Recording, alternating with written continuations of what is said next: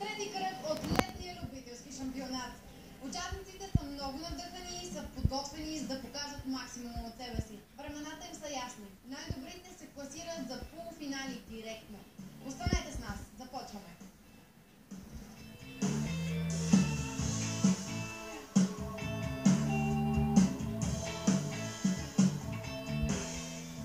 Както всяка една надпревара и тази по картинг, е нужно да има равнопоставеност между опонентите. Именно за това състезателите трябва да тежат неравно върху карта. За тази цел се използват специални тежнения, които спрямо килограмите на участника се поставят върху карта.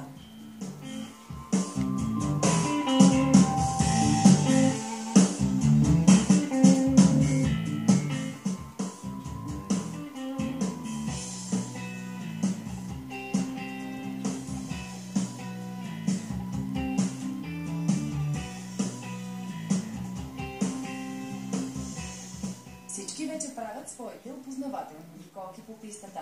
Предстои да бъде изтеглен жребия. И сега дойде момента, в който ще разберем какъв е регламента на летния любителски шампионат от главният организатор. Ще ни кажеш ли какво ще се случва в днешния ден? В днешния ден ще се проведе трети кръг от летния любителски шампионат. Поканени за участие по принцип са всички, които са дали топ най-добри времена за периода от предния кръг до днес. По тези най-добри времена правим една класация, която има квалификация фактически за днешното състезание. И по този начин се определят първите позиции в полуфиналите, които са в момента. Ще ни кажеш ли от тук нататък как ще се определи шампиона в днешното състезание? След полуфиналите, първите днес ще бъдат 4 финиширали във всеки от полуфиналите, се класират за финал А. В финал А се карат 10 минути, първите 5 човека от финал А карат супер финал А, първите 3 човека от финал Б карат супер финал А също, останалите карат супер финал Б. От всеки от кръговете, от финалите се дават точки, шампион е той, който е събрал най-много точки през деня. И по това се прави класиране надолу от точки през деня. Като суперфинала и финала участват в световните соли серии. Там се прави отделно класиране, което е за световни финали във Франция. А за любителския шампионат точките са само от деня. Ще ни кажеш ли в какви групи са разделени и на какъв принцип? Участниците са разделени на две групи по времена, дадени през месеца между кръговете, като първото време започва първи в първи полуфинал, а второто време започва първи във втори полуфинал. По такава схема първи, трети, пети карат първи полуфинал, втори, четвърти, шести карат втори полуфинал. По това нещо по ред на класиране пак им правим стартова решетка, като първият финиширал в първи полуфинал стартира първи в финал А. Малко е сложно. Вторият финиширал в първия полуфинал стартира фактически трети в финал А. Регламентът на надпреварата е ясен. Всички са готови за гонки и е време да започне голямото каране. В картинг състезанията винаги присъстват съдии и маршали, които следят за нередности по пистата, както и ако се наложи да раздават наказателни точки на състезателите, допуснали нарушения. Какво е настроението на участниците, доволни ли са от условията днес на състезанието и други неща ще научим от самите тях. Тук ще беше изтеглен жребия. Мариан е до нас, който ще ни каже какво се е случило до момента за него в състезанието. До момента нямах време за състезанието, нямах време и стартях последен от бокса без загрял карт и от 8 позиция тръгнах, станах пети. И състезанието беше трудно, напрежение и голяма конкуренция. И общото сега се надяваме на... Това вече не се надяваме, понеже имам по-бавен карт и на средна позиция в финала. Какво значение е какъв карт ти се падне? Понеже не всички са изравнени и някои са по-бавни от другите, е хубаво по-бърз, за да има по-добро време. Аз съм тежък и е хубаво за мен лично по-бърз карт. С по-бавен нямам толкова шанс. Колко пъти си карал на тази писта? Ами аз от 2 години сериозно карам тук и на всяко състезание съм тук, не пропускам. Разкажи ни малко повече за теб. Кога се занимаваш с спорта и какво точно те грабна в него? Ами тръпката. В началото, като се качиш, да настъпиш гъста и да усече адреналина. Значи, по принцип, от 3 години се занимавам, карам, обаче от година и половина вече сериозно, всеки път. Аз в това време имам и автомобил и го подготвям за състезания. И така, от малък още се занимавам с това. Тръпка има влечение. А сега казваш, че се занимаваш с автомобилен спорт. Можеш ли да ни кажеш каква е разликата между едното и другото? Успяваш ли да овладееш майсторството шофиране с карта, както и с автомобила? Ами, те са напълно две различни неща, не можем да сравняваме карта с автомобила. Но за мен определено вече ми е по-забавно с автомобил. Повече мощност, ръчна спирачка и така, по-забавно. Обаче картинга, да се съдеш с приятели, да караш състезание и друга е тръпката. Кое ти е най-забавната част? Може би завоите? Ами да, определено да. Направата не е толкова забавна. Завоите, когато си двама един до друг и трябва да го изпревариш. Ей, тогава вече и до тръпката, може би. Да, вече се накъсваш да настъпиш още и още. Ти каза, че има конкуренция. Познаваш ли добре състезателите, които са ти конкуренция? Ами, познавам ги всички изключения на Павел Левтеров и още едно или две момчета. Значи ги познават, карам заедно. Имаш ли шансове за победата? Определено, мисля, че не нямам. Заради жребия ли? Да. И заради това, че тръгвам от 8 позиция. И двата пъти. Казваш, че са ти приятели, значи да очакваме, че имаш някой фаворит. Абсолютно да.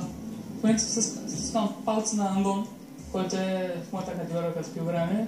Кара много добре, даже преди малко направи катастрофа, обаче това не беше предвидено. И на Калина и Андрей, които тя беше първа, мисля, че в предния мач и надявам се да спечели.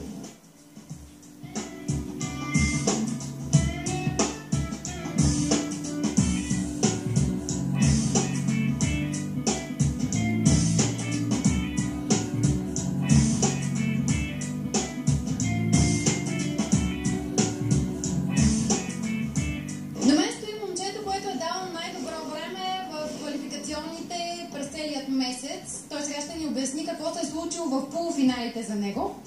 Ами стартирах от първо място, на старта ме изпревараха, моя карта ми потегли добре. След това, в следващите 5 обиколки се борих за първото място, обаче не успях да го спечеля. Нали, получи се добра битка с другия ми конкурент и така завърших на второ място. Това устройва ли те? Сякаш звучиш леко разочарован. Ами не устройва, винаги целя първото място.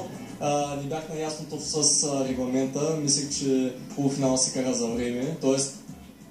За финала стартираме по най-бързите обиколки от полуфинала, обаче се оказало, че се стартира по позиции, затова оставах малко разочарован, защото ми се дадах 100% от себе си, за да спечеля първата позиция. Какъв карт ти се падна за финалите? Ами не мога да кажа, не съм карал този карт и мисля, че е горе-долу добре. Имаш ли шансове за победа? Ами не знам какво се случи, това е... Затова нашата надпревара е интересна, защото всяко едно знание само по себе си е различно и така, не се знае. Коя ти е най-любимата част от пистата? Може би имам милион обиколки на тази писта, преди се е състезавам от много малък. Не знам. Може би фибата.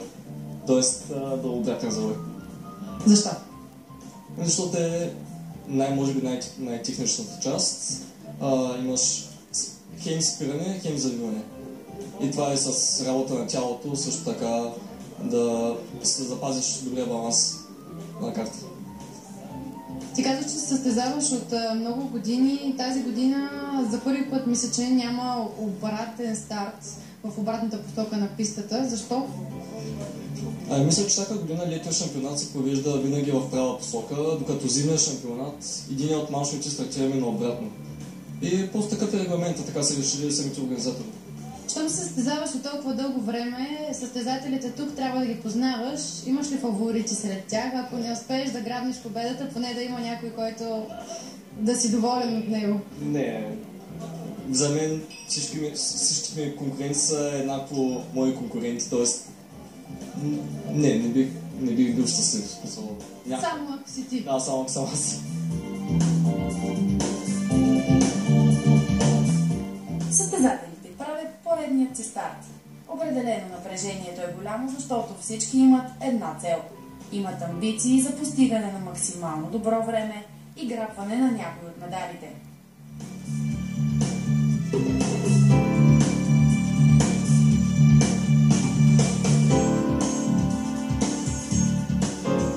Моментът е много напрегнат, защото предстоят финалите. Ще ни кажеш ли до момента за теб как преминаха полуфиналите? Полуфинала мина катастрофално за мен при опит за едно изпреварване.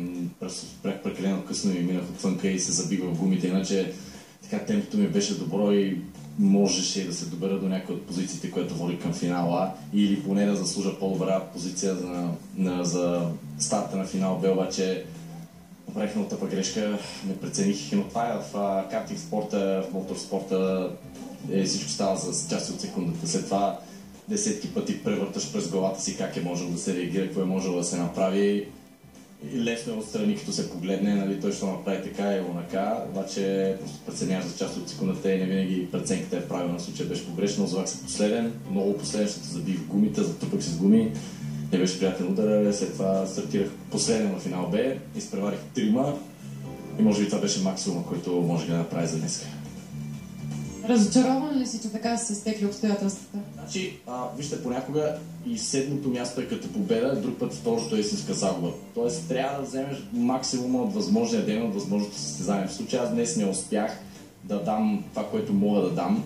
Говоря за грешките на първия полуфинал, където провали всичко и няма как да не съм разочарован. Иначе, окей, пети в финал Б не е толкова зле, но можех да се класирам по-напред. Дебютната ми година е това в шампионата и също правим много тъпи грешки, които постоянно се уча. Голяма част от състезателите са професионалисти, полупрофесионалисти, участвали са в професионални серии, т.е. шампионатът е със статута на непрофесионален, но участват много пилоти с много стабилни умения и това е добре за мен и за всички на моето ниво, защото то се вдига, когато имаш добри съперници, без да искаш вдигаш нивото си. И сега е момента да призова всички ония, които карат безобразно на пътя, изпреварват на непрекъснати линии. Онзи малък процент безобразни шофьори, заради които стават катастрофи, които доказват на пътя колко големи шофьори са. Обръщам се към вас. Ако искате да докажете колко големи шофьори сте, не изпреварвайте на непозволени места, не карайте брутално с превишена скорост и не се убивайте всеки ден.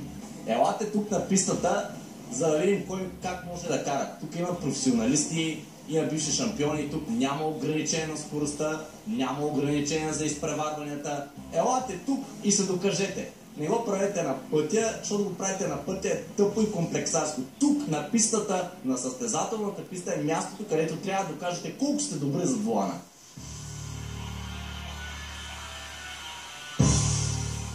За да се забавляваме с високи скорости и адреналин, ни е нужна безопасна и контролирана среда. Това е мястото за подобни прояви.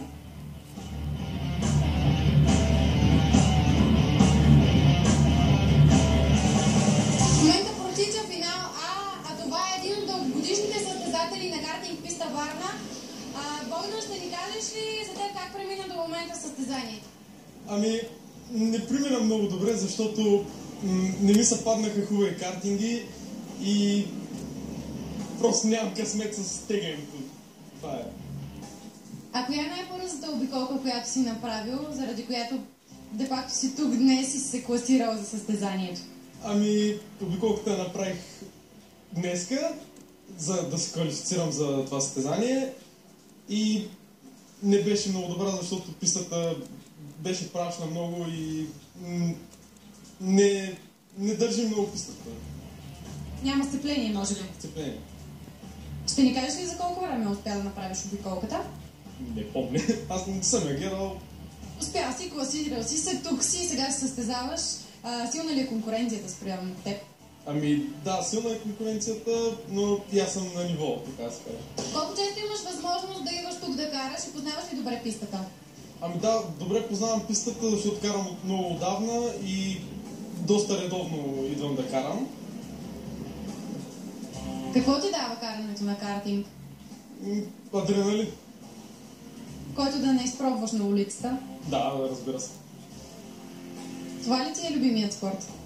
Да, картинг ми е любимия спорт. Финал А приключи. Време е за старта на финал Б.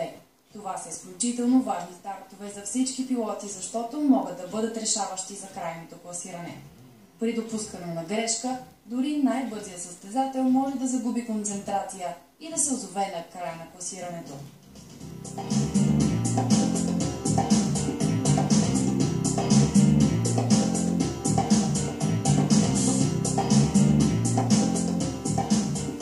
Докато зад нас протича финала, в момента трябва да си поговорим с един от състезателите, които се включиха в финал Б. Ще ни кажеш ли какво се случи? Доста успорно състезание беше отпред, особено сега отзад не знам как беше. Малко им загубих дирекция. Но общо взето нямаше изненади. Искаш да кажеш, че си бил на челни позиции? До едно време държах трета позиция, после вече един от колегите ме изпревари. На какво се дължи това? Може би на малко по-лош седмицел. Лош карт. Лош седмицел. Карта беше добре. Колко често имаш възможност да идваш на картинг писта Варна, да караш и да опознаваш пистата? Рядко. За съжаление рядко. Виждали сме те и на други състезания. Това означава, че все пак си ги посещаваш. Не, специално за любителския шампионат гледам да съм редовен. Друго си е да караш с приятели, да има малко тръпка и адреналин. След всички се познаваме от доста време. Тук сме се вече. И събираме се така по-малки групички хора да караме нали, в извън състезателно време. Така. През седмицата, когато позволява времето. Забавно е, но състезанията специално това е хубавото, че се събираме повече хора. В смисъл всички, които участват в шампионата. Нали? Защото ако тръгнем да правим някакви оговорки през дълното време, обикновено събираме половината или двама, трима, четирима максимум. А друго си е да караш с повече хора, нали? Хора сме, не знам, 13-15 човека, може би. Две групи, щом сме, значи сме над 10, над 12 човека, може би сме. И се повдига адреналина, все пак има конкуренция. Ще ни кажеш ли за тебе кой беше най-големия конкурент, заради който не успя да се справиш и да минеш на първо място? Предния мач колегата Валери взето ме атакува и ме изпревари. Трябва да кажа, че му финала, не беше коя. А ти казваш, че се познавате или че сте приятели? Имаш ли си любим и фаворит състезател, който искаш да стане на първо място, тъй като ти вече казваш, че няма да успееш? Против всички са. Спортна злова. Не, любимо.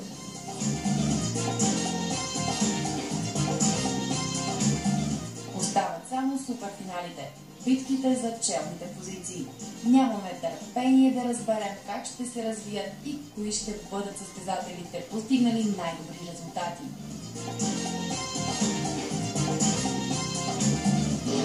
За Стоян Барбуков приключи състезанието за финал Б. Ще ни кажеш ли как се представи и доволен ли си?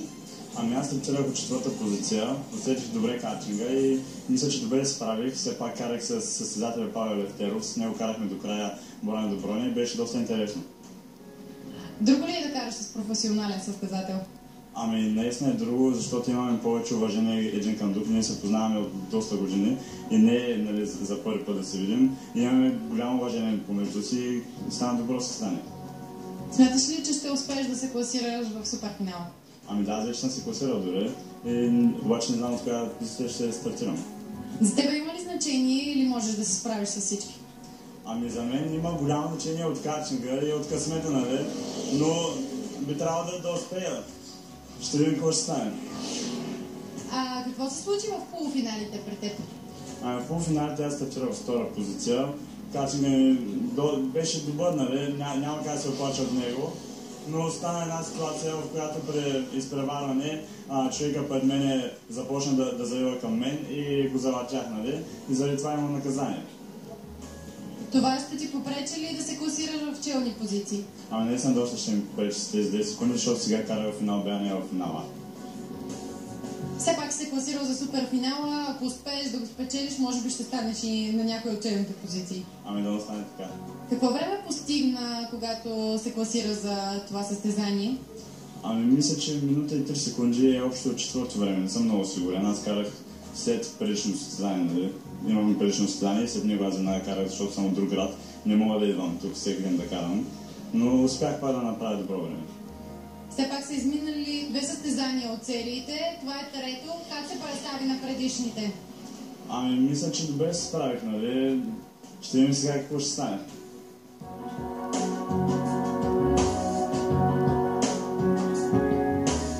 Предстои суперфинал А. Най-оспорваната битка за днешното състезание и момента, в който стават ясни и финалните точки, според които се определя и победителят на преварата. Преди това обаче е много важен момент за участниците да изтеглят жребия за картове. Късмета играе много важна роля в този момент. Останете с нас и след прекъсването. Състезанието, трети кръг от летния любителски шампионат продължава.